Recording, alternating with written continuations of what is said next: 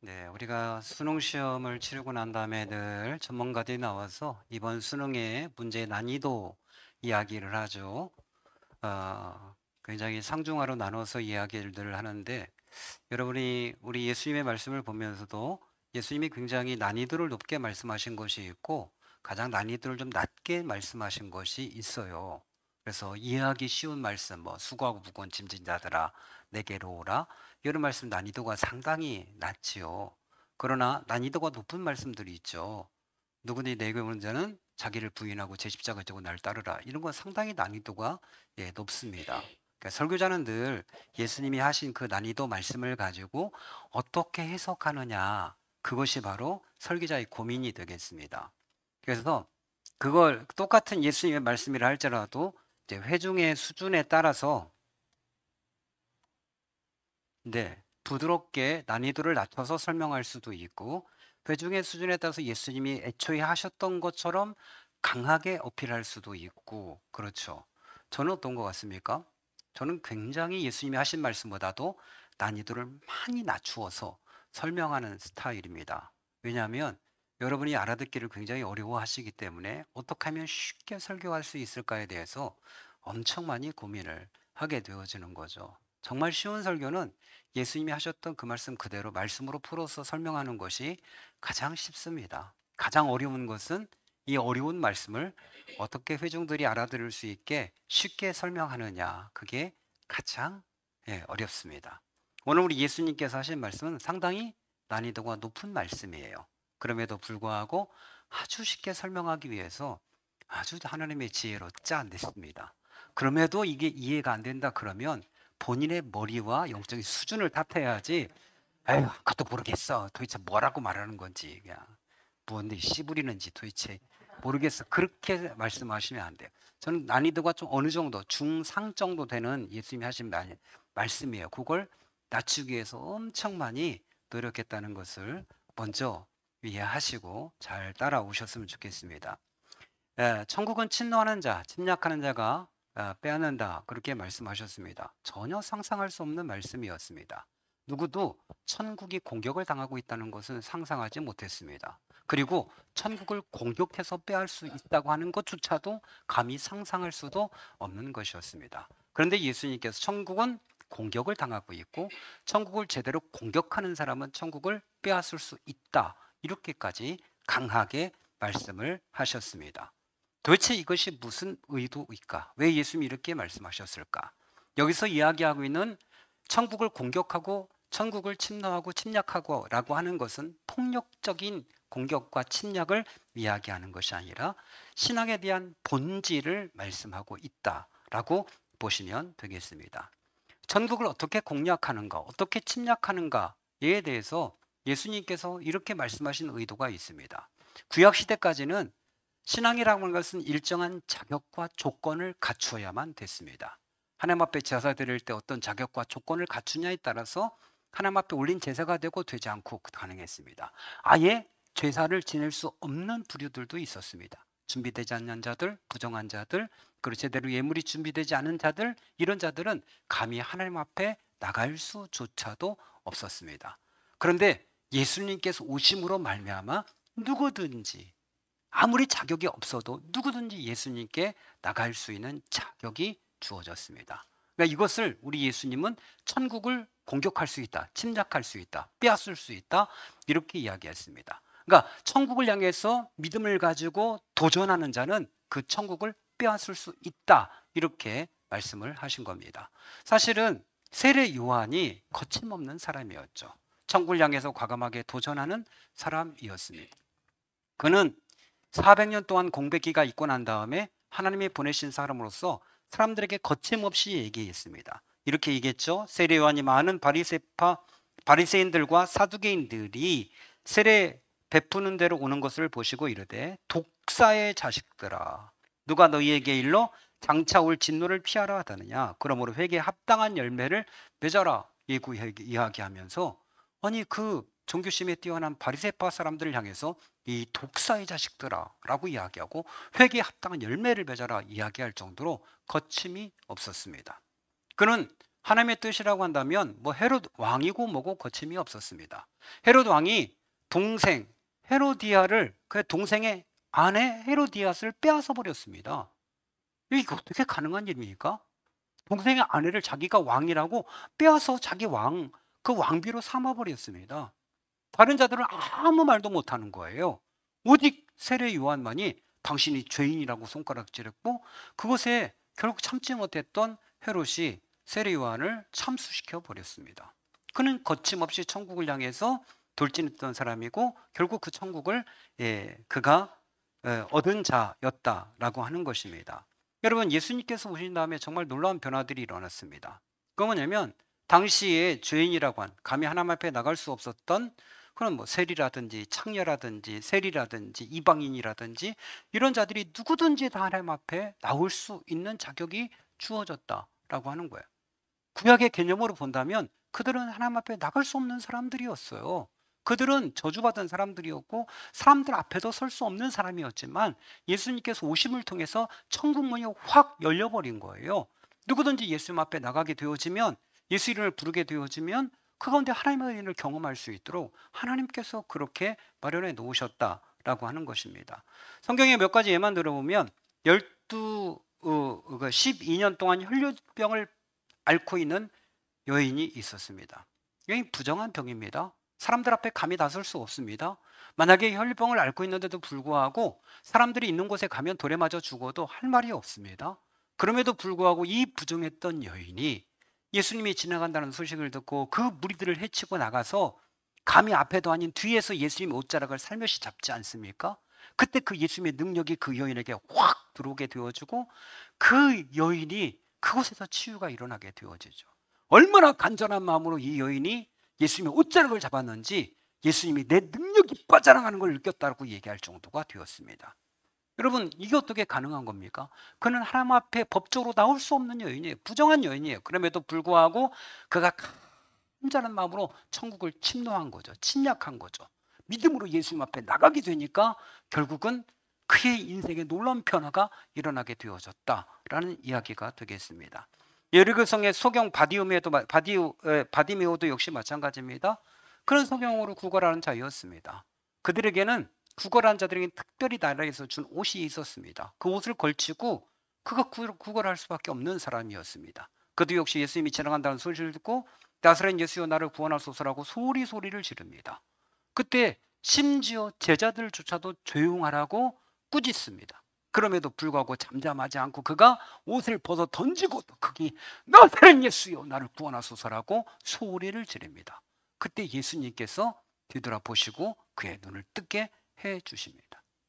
그가 만약 잠잠했다면, 참았다면, 그가 만약에 인생에 순응하고 있었다면 그는 평생 동안 소경으로서 끝나버리고 말았을 것입니다. 그러나 그는 도전했습니다. 소리 질렀습니다. 주변의 사람들이 조용해라! 조용해! 라고 얘기해도 아니라고, 나사렛 예수 나를 구원해달라고 더 큰 소리를 지름을 통해서 그는 천국을 그는 소유한 자가 되었습니다. 우리는 이방의 여인, 그 수르겐 여인을 우리가 보게 되어집니다. 자신의 딸이 귀신이 들렸습니다. 흉악한 귀신이 들렸습니다. 그럼에도 고칠 수가 없었습니다. 예수님 발 앞에 엎드렸습니다. 식사하는 예수님 자리에서 예수님 제 딸을 고쳐주십시오. 예수님이 뭐라고 말씀하셨습니까? 자녀의 떡을 취하여 개들에게 던짐이 마땅치 않다. 이게 뭐죠? 이방 민족, 너희 개 같은 존재에게 내가 너희들을 고치고 싶지 않다. 이렇게 말씀하신 거예요. 이 여인이 뭐라고 했습니까? 옳습니다. 개들도 주인의 상에서 떨어지는 부스러기를 먹습니다. 이 고백을 해요. 저에게 제발 부스러기 같은 은혜를 주십시오. 이렇게 고백하니까 예수님께 그 여인을 칭찬하시며 내 딸이 나았다고 말씀해 버리십니다. 이들이 만약에 천국을 향해서 예수님을 향해서 담대하게 나가지 않았다고 한다면 그들은 그냥 예수님의 동시대에 살았던 사람들로 끝나버리고 말았을 거예요. 그들의 인생에는 아무런 변화도 일어나지 않았을 거예요. 그들의 삶 가운데 아무 기적도 경험하지 않았을 거예요. 그러나 예수님께 그들이 담대하게 나가니까 마치 공격하듯이, 침략하듯이, 침공하듯이 담대하게 나가니까 그들은 어떻게 했느냐? 예수님의 능력을 땡겨올 수 있었고 예수님의 기적을 그의 삶 가운데 경험할 수 있었다라고 하는 것입니다. 그렇기 때문에 예수님께서 말씀하시는 거예요. 천국은 공격을 당한다. 공격하는 자가 그 천국을 빼앗을 수 있다. 하나님의 능력은 공격을 당한다. 하나님의 축복은 공격을 당한다. 하나님이 너희들에게 하는 지혜는 공격을 당한다. 그리고 어떤 자가 힘있게 믿음으로 공격하는 자가, 침공하는 자가 그 능력을 경험하고 은혜를 경험하고 하나님의 기적을 경험할 것이라고 하는 그 말씀을 하는 거예요. 그냥 가만히 앉아있고 수동적으로 있고 그냥 은혜를 주시겠지, 평안하겠지, 그렇게 해서는 하나님의 능력과 은혜를 경험할 수 없다고 하는 거예요. 너희가 이제 은혜의 시가 되었고 이제 은혜의 시대가 되었기에 너희가 열정을 가지고 천국을 향해서, 믿음을 향해서, 은혜를 향해서, 기적을 향해서, 지혜를 위해서 너희가 도전해라. 그러면 너희가 그 천국을 소유할 수 있을 것이다 라고 우리 예수님께서 말씀하시는 것입니다. 여기서 말씀하시는 침략한다 라고 하는, 침략이라고 하는 것은 그 원어에 보니까 비아주라고 되어 있습니다. 강하게 밀어붙이다, 힘으로 뚫고 들어가다 라는 의미가 강하게 밀어붙이는 거예요. 그리고 힘으로 그걸 밀어붙여서 뚫고 들어가 버리는 거예요. 뭐죠? 힘있게 점령해 버리는 거죠. 신앙이 뭐다? 강하게 믿음으로 밀어붙이는 거고 뚫고 들어가는 거, 그게 바로 신앙이다. 이렇게 우리 예수님께서 본문에 말씀하셨다라고 하는 것입니다. 여러분, 신앙의 본질이 뭡니까? 평안하다, 안전하다, 이 정도면 됐다 라고 안주하는 것이 아니라는 거죠. 신앙의 본질을 회피하는 것도 아닙니다. 신앙의 본질은 자기 인생에 순응하고 그냥 살아가는 것도 아닙니다. 신앙의 본질은 뭡니까? 예수님 바라보고 천국을 침노하고 침략하고 공격하는 것이다. 나의 인생을 향해서 나의 사주팔자를 위해서 공격하고 깨뜨리고 강하게 밀고 그걸 뚫고 나가는 것이 신앙이다.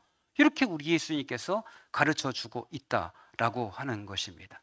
여러분, 신앙은 단순하게 그냥 평화를 누리는 것에 끝나지 않습니다. 정치인들이 많이 하는 말이 있습니다. 나라가 평안하려면 어떻게 해야 된다? 국방력이 강해야 된다. 그죠? 튼튼하게 지켜야만이, 힘이 있어야만이 평화가 찾아온다 이야기합니다. 우리가 이렇게 분단의 나라에 있음에도 불구하고 전혀 걱정하지 않을 수 있는 이유가 무엇입니까? 그건 그래도 병사들이 지키고 있기 때문에 아니겠습니까? 물론 가끔 불안할 때가 있습니다. 희수를 보내놓고 과연 저 녀석이 우리를 지켜줄 수 있을까? 그 생각을 하면 밤에 잠이 안 올 때가 있긴 합니다. 아, 저런 것들이 휴전선을 지킨다면 이게 잠을 잘 수 없구나, 주님밖에 없구나, 이런 생각을 가끔 할 때도 있습니다만, 그럼에도 불구하고 나름대로 북한보다 우월한 무기와 강력함이 있기 때문에 저희가 편안함을 누리고 있는 것 아니겠습니까? 여러분, 신앙의 평안함과 힘을 누릴 수 있는 것, 그건 무엇입니까?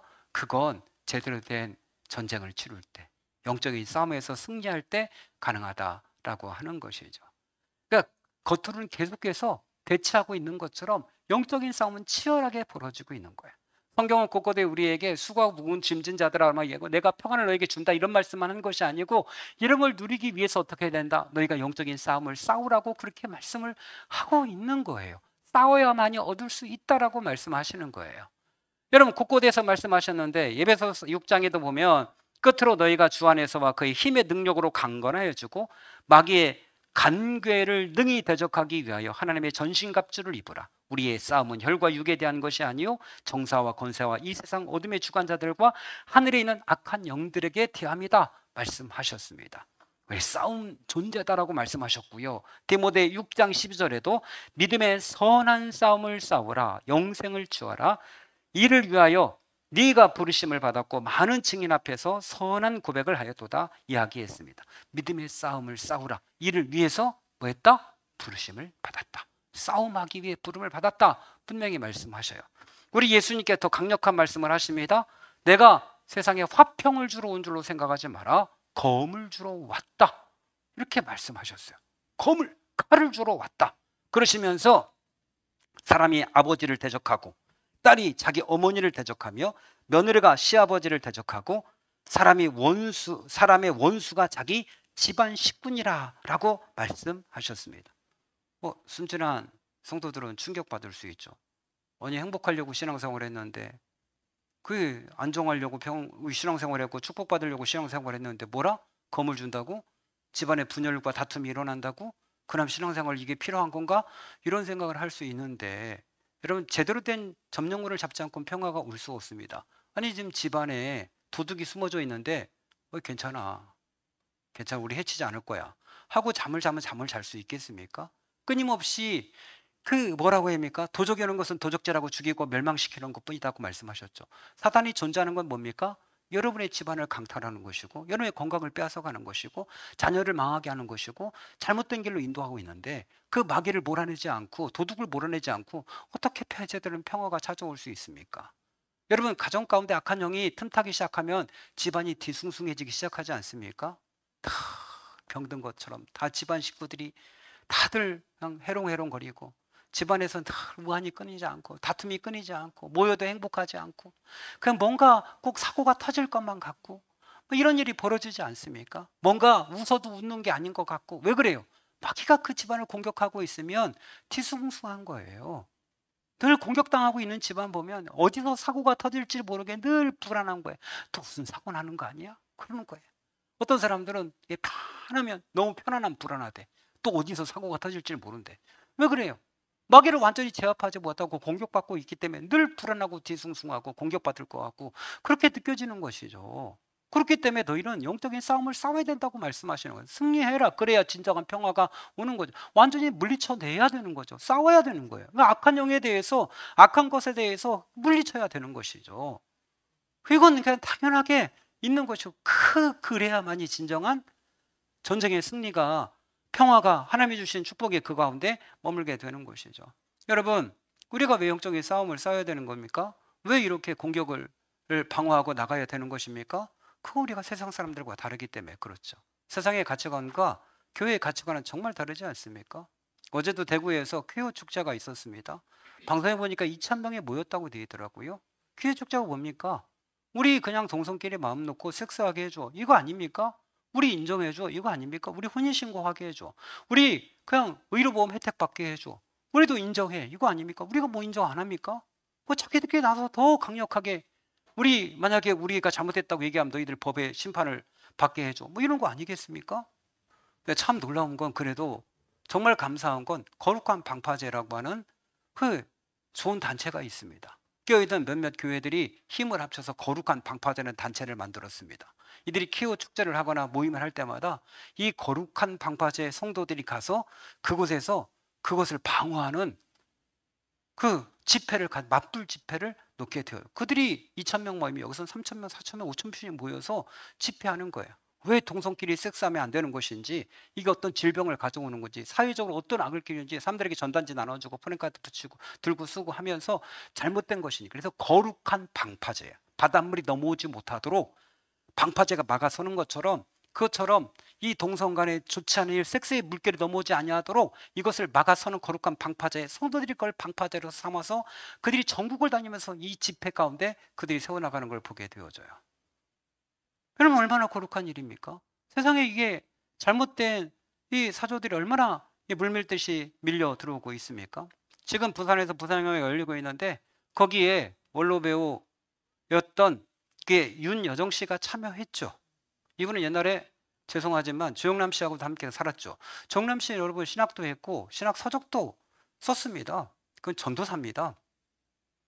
볼 때는 웃기지만 어쨌거나 그건 나름대로 본인은 신앙이라고 얘기를 하는 사람이에요.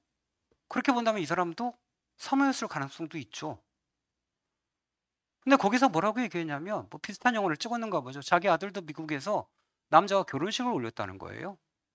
그러면서 옹호하는 인터뷰를 했어요. 인정하라고. 야, 그 댓글에 보니까 여러 가지 많은 댓글들인데 거기 보니까 내가 생전에 조영남 씨를 응원할 줄은 몰랐다. 이런 댓글이 있더라고요. 이게 무슨 짓입니까? 아니 자기 아들 며느리가 남자로 데려오는 게 좋은가요? 좋아요? 이게 제정신입니까? 이게 문화입니까? 그렇지 않죠. 그런 잘못된 것을 잘못됐다고 이야기하는 거죠. 그럼에도 불구하고 이것 때문에 교회가 핍박당하고 어려움당하고 있는 것 아닙니까? 이제 좀 있으면 이런 말도 교회에서 하면 저도 역시 고소당하고 벌금 물고 나중에 또 이야기하면 그때에서 구치소로 갈지도 몰라요. 이제 그런 시대가 되어져 버렸어요. 죄를 죄라고 말하지 못하는 시대. 이렇게 되어져 버린 거예요. 그럼에도 불구하고 교회는 어떻게 해야 되는 거죠? 거룩한 싸움을 싸워야 되는 것이죠. 그래야만이 하나님 나라를 지켜낼 수 있고 신앙의 도전을 계속해야만이 천국을 소유할 수 있다 말씀하십니다. 여러분, 이 땅 가운데 점점 더 혼탁해지고 아무도 이런 바른 소리를 내지 못한다고 한다면 세상은 금방 다 어둠으로 덮이고 말 거예요. 그래도 우리나라는 아직 견뎌내고 있어요. 왜요? 깨어있는 성도들이 있는 거예요. 거룩한 방파제처럼 그들이 다 시위하고 기도하고 찾아다니면서 막아서는 자들이 있는 거예요. 그곳에 있는 정치인들에게 끊임없이 전화하고 하지 말라고. 그래도 여러분, 홍준표 씨가 이상하긴 합니다만 그가 시장으로 있을 때는 대구에서 교육축제를 허락하지 않았어요. 그가 대선 나온다고 그만두고 난다. 이거 허락해서 그곳에 2,000명이 모였던 거예요. 자, 이게 문제가 되는 거죠. 결국 우리는 세상과 싸울 수밖에 없는 것이고 하나님 나라를 위해서 투쟁할 수밖에 없는 것이죠. 여러분, 우리는 왜 싸움을 하게 되는 것입니까? 그것은 세상의 유혹이 있기 때문에 그런 것입니다. 끊임없이 세상의 유혹은 우리를 덮치는 거죠. 예수님, 마귀는 예수님조차 시험하려고 하지 않았습니까? 마귀를 우리는 그냥 두죠. 우리 생각 가운데 끊임없이 갑자기 정욕이 훅 들어오기도 하고 욕심이 훅 들어오기도 하고 질투심이 훅 들어오기도 하고 그런 거죠. 그래서 예수님께서 말씀하시기를 너희가 믿음의 방패로 막으라고 말씀하시고 마귀를 대적하라고 말씀하신 거죠. 내가 이겨내야만이 그 다음 싸움을 쌀 수 있어요. 내가 그 유혹에 내 자신이 그냥 넘어지게 되어지면 뭐 그 다음 천국을 위해서 싸우고 믿음의 싸움을 하고 하고 말고 하실 것도 없는 거야. 이미 패해버렸는데 뭘 할 수가 있겠습니까?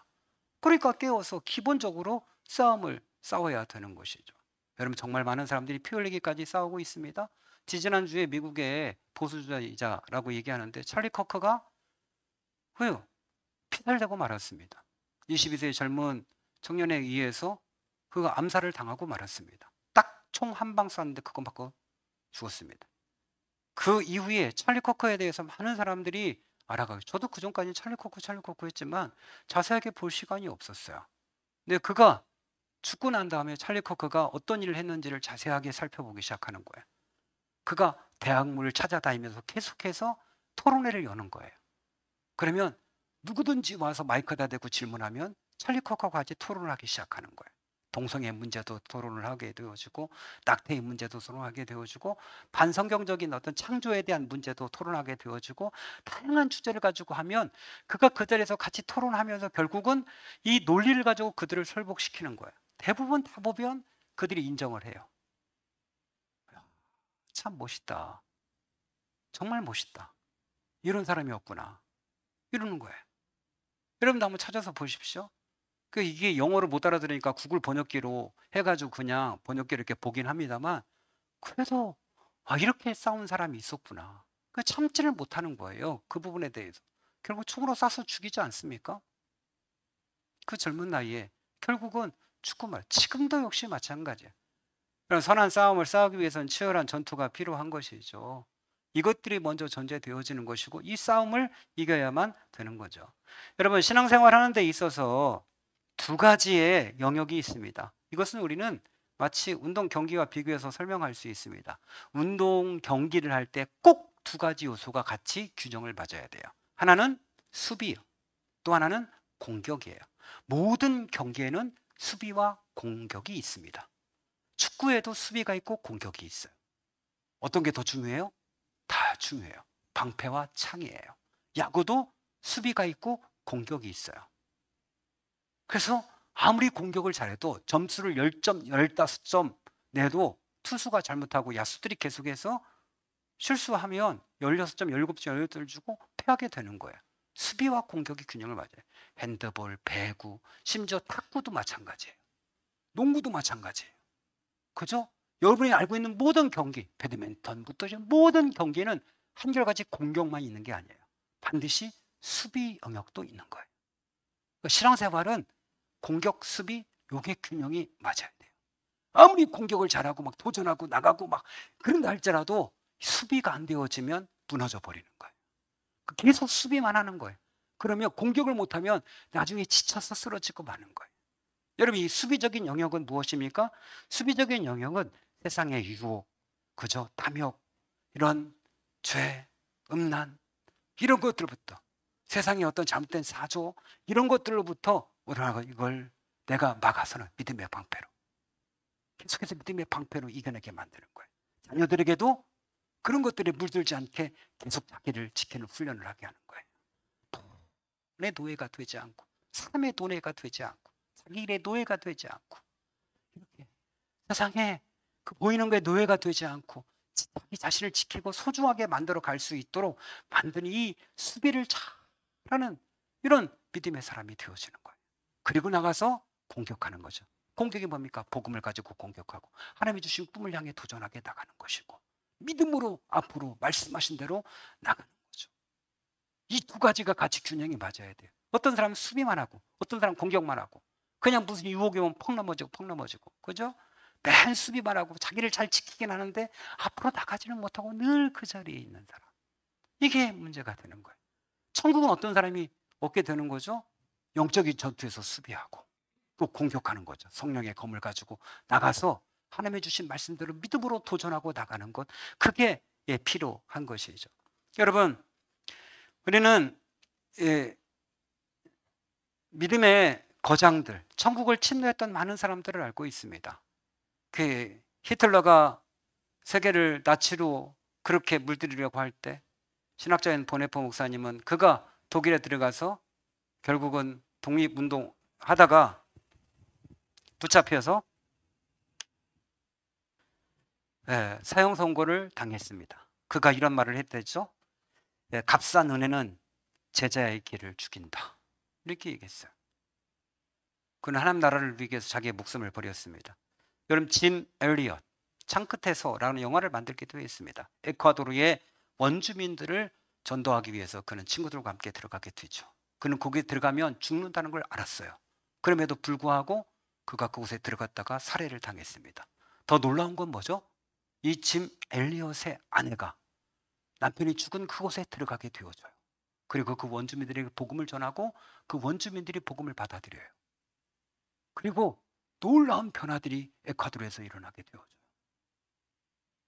그들은 이겨냈던 거죠. 침략했던 것이고 천국을 소유했던 것이죠. 그 외에 여러분, 존 낙스 같은 사람은 스코틀랜드 당시에 천주교로 문제가 있었고 그리고 국왕으로 잘못된 그곳에 결국 그가 하나님 앞에 목숨을 걸고 종교운동을 열게 되었죠. 그가 했던 기도는 겁니다. 스코틀랜드를 나에게 주십시오. 아니면 저에게 죽음을 주십시오. 이런 기도를 통해서 그가 천국을 얻는 자가 되었죠. 하나님 나라를 확장하는 자가 되었죠. 여러분, 우리는 처음부터 우리가 하나님 나라를 막 확장하고 그렇게 되어지지는 않습니다. 연약한 분들은 적은 것부터 시작할 수 있어야 돼요. 청취하면서 하루에 내가 소리내서 찬양하는 곡 부른다. 내가 기도 10분 한다. 내가 말씀 한 장 꽁 읽는다. 여기부터 출발하는 거죠. 좀 더 강한 분들은 조금 더 성숙한 분들 더 천국을 향해서 하나님의 음성을 듣고 앞으로 나가는 것이 필요하죠. 제가 수영장에 다녀보니까 수영하는 사람마다 다 다르죠. 연세가 많이 들었어도 그 왕복 쉬지 않고 계속 왔다 갔다 하는 분들이 있어요. 야, 이게 겉으로 봐도 엄청 나이가 들어 보여요. 한참 동안 지켜보면 나중에 보면 멈췄을 때 이렇게 물안경을 벗을 때 보면 야, 거보 이분은 60, 70이 다 된 분인데 이렇게 쉬지 않고 왔다 갔다 그래서 턴하면서 왔다 갔다 해요. 초보들은 어떻게 하죠? 앞에 있는 패드 붙잡고 덤벙덤벙 주변 사람들 물 탁 튀고 그래도 막 앞으로 나가지도 않아. 그냥 조금씩 덤벙덤벙 이렇게 하면서 가는. 더 초보들은 어떻게 하죠? 갓 붙잡고서 수영장 갓 붙잡고 덤벙덤벙. 아니 제발 물 속이라도 발을 넣고 그렇게 하면 되는데 물 겉으로 덤벙덤벙 하고 그냥 막 이렇게 하면서 이렇게 하고 말을 못 하고 저는 찾아가서 물 속에다 해주세요 이렇게 한마디 하는데 초보들은 그 과정을 거쳐야 되는 거죠. 처음부터 어떻게 자연스럽게 앞으로 쫙 물을 이용해서 갈 수가 있겠습니까? 저도 여러분 개구리 수영하다 쫓겨났잖아요.